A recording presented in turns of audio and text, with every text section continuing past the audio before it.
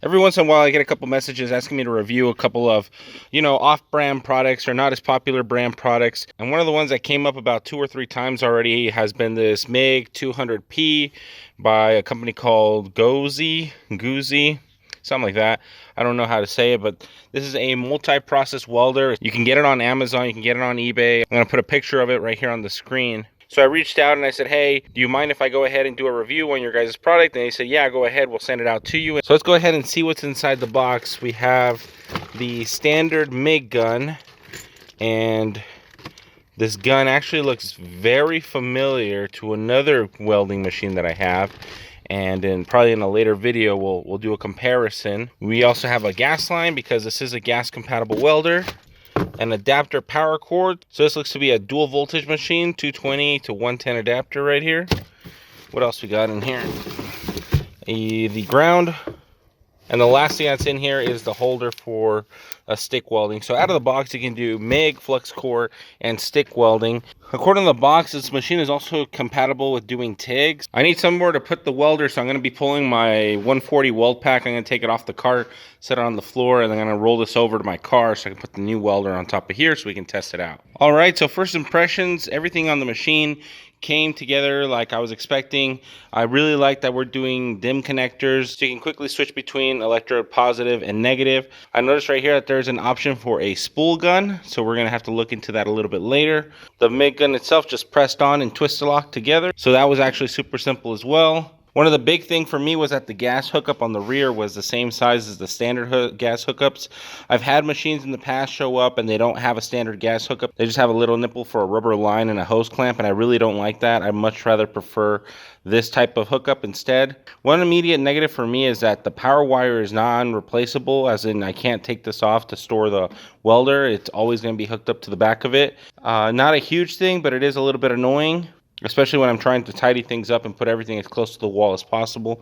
This thing will tend to get in the way, but overall not a deal breaker. The finish of the paint, I believe it's powder coat. It actually looks really good. It's got like this gray metallic finish to it. Not a lot of imperfections on it. Pretty happy about that. A little package that came inside of the MIG gun was a package with a couple consumables, mainly 035 and 030 wire tips, so you can immediately start welding. In my particular case, we're going to be jumping into 030, which is just a wire that I have available here on hand.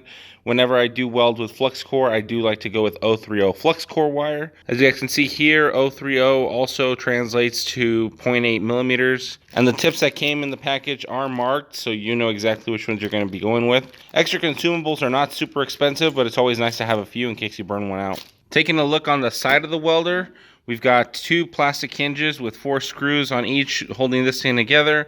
And then we've got 2 tab locks up here, one on this side, one on that side. And then you have to push both of them at the same time to open the door. So I'm actually gonna have to use my second hand to actually open this, and there we go. In here, this is all pretty standard. So there's an option to switch between spool gun and MIG right here on top, which is really nice. I've seen the drive roller assembly on a couple different machines and they all look very similar. This is the more updated modern design, and it comes with printed numbers on the back so you know what kind of tension you're putting up on the wire. I'm actually going to back it up all the way so that way I can set up the wire properly and it's not over tensioned. And then we have the big plastic reverse threaded nut, which I'm actually going to need a second hand to remove this also. There we go, got this loose. I've seen this in a couple other machines as well. This is always nice. And what's nice is that this machine is already set up to take on a 10-pound spool versus other machines that you have to buy a separate adapter that goes over the stud to run the 10-pound spool.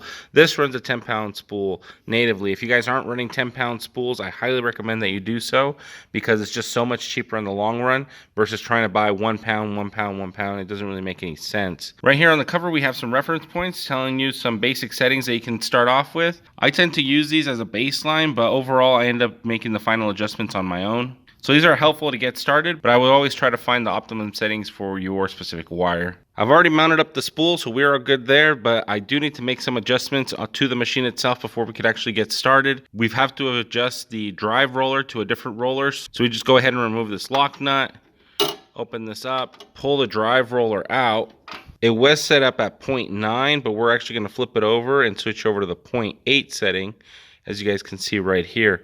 I didn't see a second drive roller, so it might only have this one. I've had some welders that actually include both drive rollers for you to be able to go all the way down to like 0.5 or 0.6, but this machine is only set up to do 0.9 and 0.8, so we are going to be going with the 0.8 option. These drive rollers, you can buy them online. They are pretty universal at this point, but it's always nice to have extra parts laying around. So I've got the roller set up, I've got my wire set up, so now I'm going to go ahead and feed the wire through here, and then we're going to start up the machine. Feeding the wire is pretty much standard practice. You just go in through the spring, you lift up the drive roller wheel right here, you feed it through this little plastic piece, you fit it into this metal piece that's right there, and then once you fit it through both sides and it goes over the drive roller, you just go ahead and drop the wheel back down and then close this up. Once we start up the machine, we can go ahead and set the tension on this, so that way you make sure not to force the wire through. Most of you home DIY guys are running on a 110 outlet, so that's exactly what we're going to be using here. I'm going to be using the supplied adapter to go from the 220 to the 110, and now that I've got power hooked up, let's see if the machine will start up.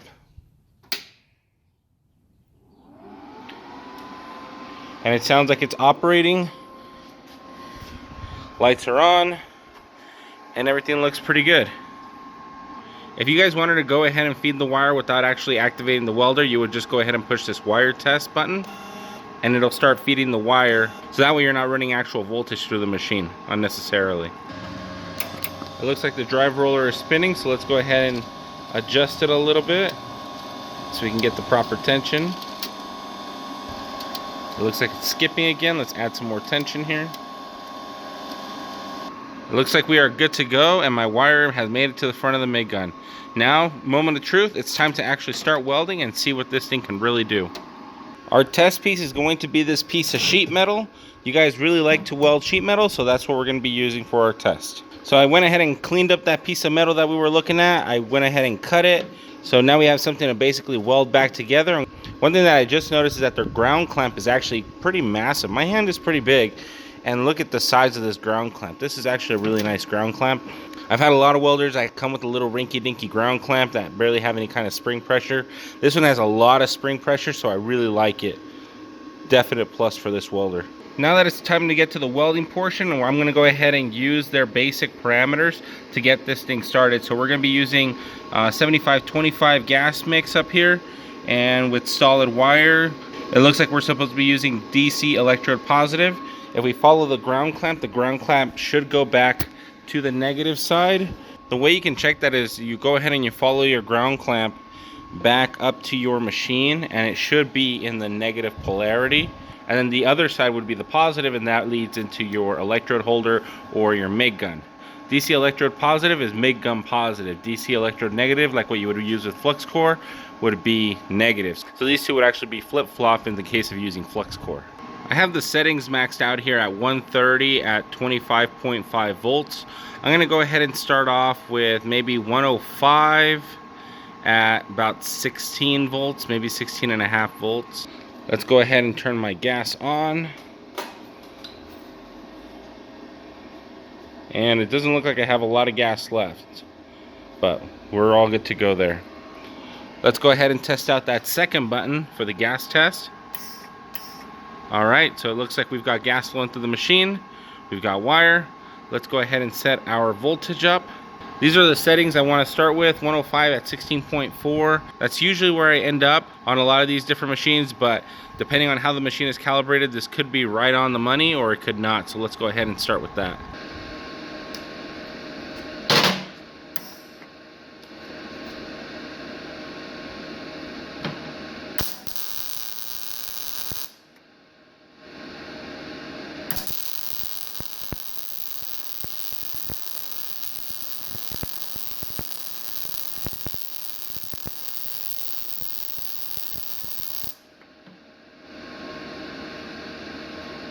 So far so good. Let me go ahead and turn the heat down a little bit. Now I'm at 105 at 16 volts.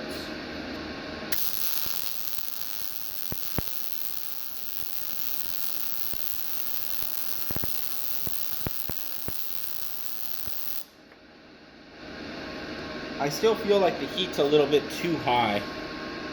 Let me go ahead and turn down the wire speed to 100. 115.5 is what we're going to go with.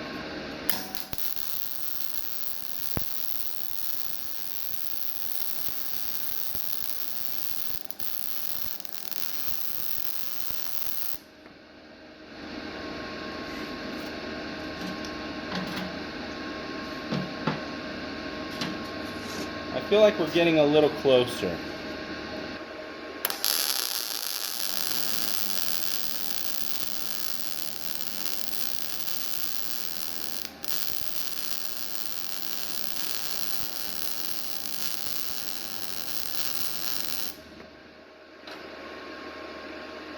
I actually spent the rest of the afternoon practicing on different settings and different materials to see if I could find that magic setting that'll make everything look really nice. Unfortunately, I wasn't able to get everything 100% perfect. There was an excessive amount of spatter, and the machine did take me a little bit of extra time to get everything sorted out. But overall, I'm fairly happy with the results. The price for this machine is actually pretty competitive, considering the features that I talked about in this video. Like I mentioned, there are a couple downsides, but there's really not a deal breaker. I spent the rest of the week actually getting real accustomed to the machine, and this is one of the few machines that I can actually recommend. If you guys feel like checking it out, there's going to be a link in the description down below. I will see you guys all in the next one. Night Wrencher signing out.